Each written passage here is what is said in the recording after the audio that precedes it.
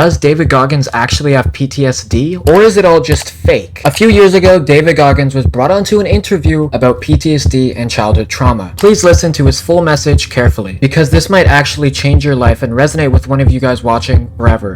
What was the hardest part about going back down into the past and into those sewers and revisiting these old memories and trying to make sense of them and trying to remember what really happened as opposed to the version that happened? I mean, the abuse with your dad seemed pretty real. Oh, it was real shit. I was pretty real shit. But was that the hardest part, or did it trigger stuff into you physically and mentally where you were like, whoa, You know what you realize? You realize how much you try to block it out.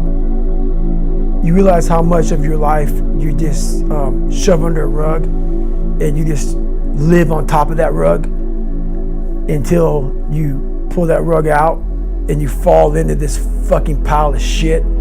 And then when you're in this pile of shit that we literally carry around with us all day long, but we just put it way back here, but we're carrying this big fucking rucksack, this big backpack of shit every day, but we think we're not.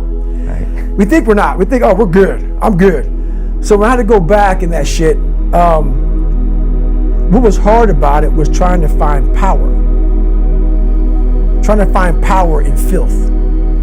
Trying to take all this negative shit and say, all right, how the fuck am I going to use all this shit to propel me forward?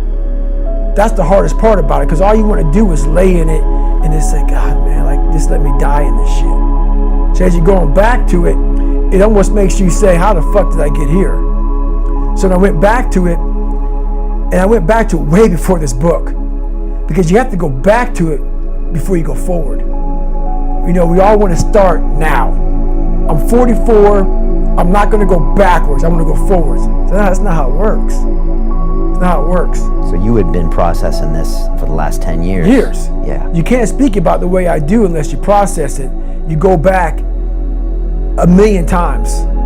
You battle it. You overcome it. Even though it's gone, you got to go back in your mind and face it and overcome it. With my father, when I was 22, I believe I was, 22, 23, I had to go back and face him. Actually face him one-on-one.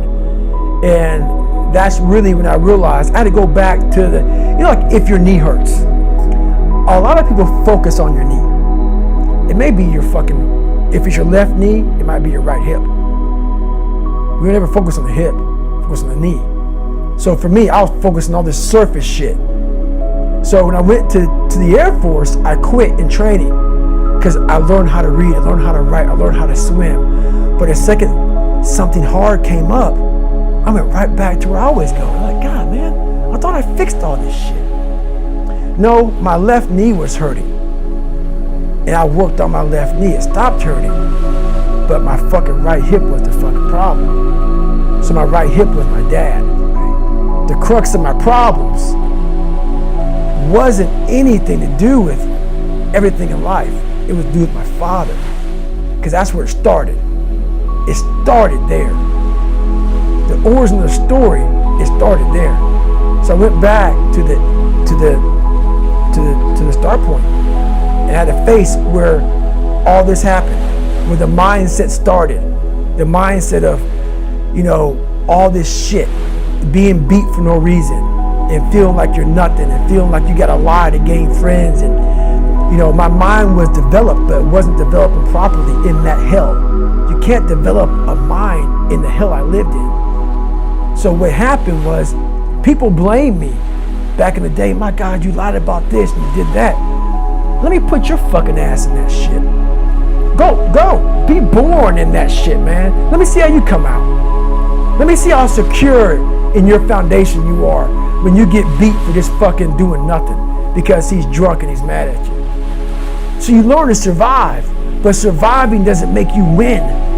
Surviving makes you a fucking cockroach. It makes you just do that, survive. It makes you lie. How can I get through this? How can I get around this? Versus being a man is standing up for what you believe in. You're a coward, so you lie, you manipulate. But that's what those foundations, a lot of people are beat mentally, physically, spiritually, emotionally.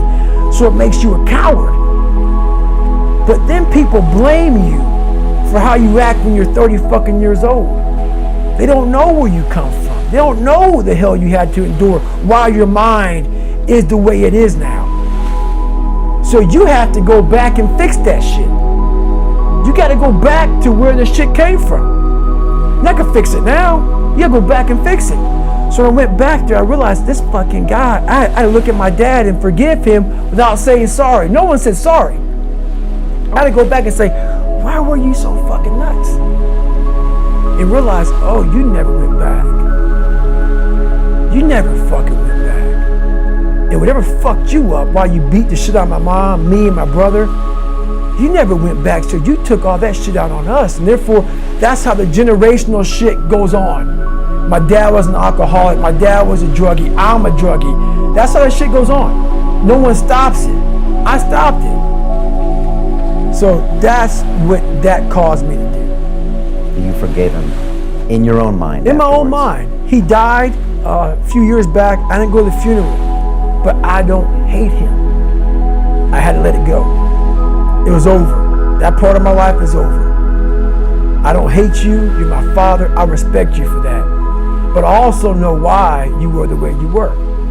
You have to understand the demon before you can fix it, man. Now, what about the crazy observation? I'm sure you've heard this before, is that David Goggins doesn't exist without that childhood.